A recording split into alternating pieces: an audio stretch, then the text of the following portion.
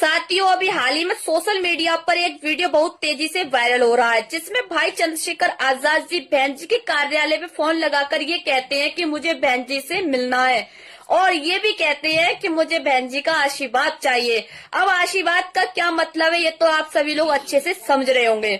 साथियों, कुछ समय पहले जो राजस्थान में चुनाव हुआ था, जिसमें भाई चंद्रशेखर आजाद जी ने हनुमान बेनीवाल से गठबंधन किया, वो हनुमान बेनीवाल जो आरक्षण विरोधी था। साथियों, भाई चंद्रशेखर आजाद जी ने कुछ सीटों पर चुनाव लड़ा, चाहते तो वो अदर सीटों पर बहन जी का भी समर्थन दे सकते थे, पर उन्होंने ऐसा नहीं किया।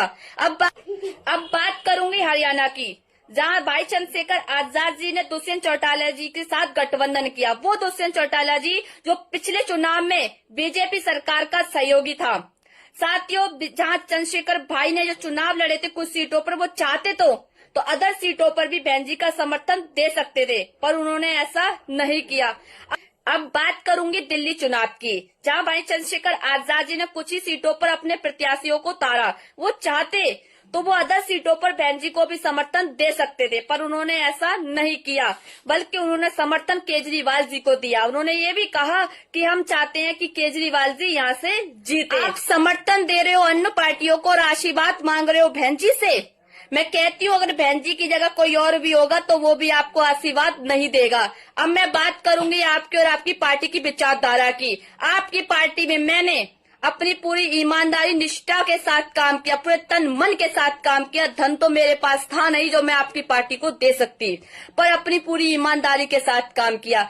इस बात को बच्चा बच्चा गवाह है। हर कोई ये कह सकता है कि एकता सिंह ने भीम आर्मी और चंद्रशेखर भाई के लिए पूरी ईमानदारी के साथ काम किया। मैं आपकी पार्टी के लिए राजस्थान, हरियाणा, दिल्ली, यहाँ तक कि नगीना भी मैं आपके प्रचार करने के लिए गई।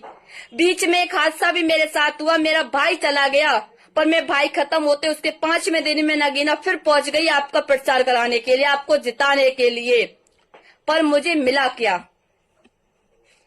जब जिले और मंडल के लोगों ने मुझ पर टीका टिप्पणियां की, मेरे कैरेक्टर पे उंगली उठाई गई। जब इस बात की शिकायत मैंने ऊपर की तो मुझसे ये कह दिया गया कि पार्टी संगठन की बदनामी होगी, इस मामले को यहाँ दबा दिया जाए।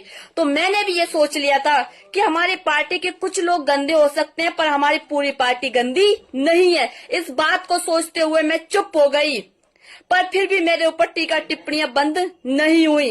जिसलिए मैंने राष्ट्रीय लेवल, प्रदेश लेवल, जिले, मंडल सबसे मैंने यही कहा कि मुझे जिम्मेदारी दी जाए, जिससे कि मेरे ऊपर जो टीका टिप्पणियां हो रही हैं वो नहीं होंगी। पर मुझे आज 1.5 साल हो चुका है।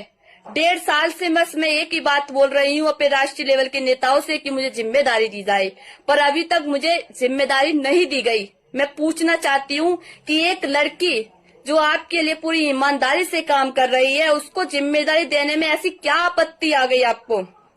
और मैं पूछती हूँ, आप जो बड़े बड़े मंचों से महिलाओं की बात करते हो, कितनी आपके राष्ट्रीय लेवल में कितनी महिलाएं हैं, या कितनी महिलाओं को आपने मंडल और प्रदेश का प्रभारी बना रखा है, बताइए मुझे। पर अब मैं कहती हूँ कि अब मुझे किसी पार्टी संगठन की जरूरत नहीं है। मैं बाबा साहब की वो शेरनी हूँ। मैं अपने आप में वो दम रखती हूँ कि जो मैं अपने महापुरुषों की विचारधारा अपने लोगों तक मैं अपने बलबूते पर पहुँचा सकती हूँ। अब मैं जमीन स्तर से अपने और अपने भाइयों का साथ लेकर जन जन तक विचारधाराओं को बाबा साहब की पहुँचाने का काम करूंगी। मुझे किसी पार्टी संगठन की जरूरत नहीं है। और मैं अपने सभी भाइयों से ये भी कहूंगी कि आप समर्थक बनिए, अंधभक्त मत बनिए।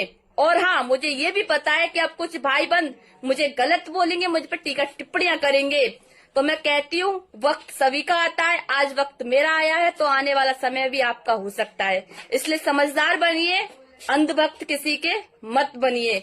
जय भी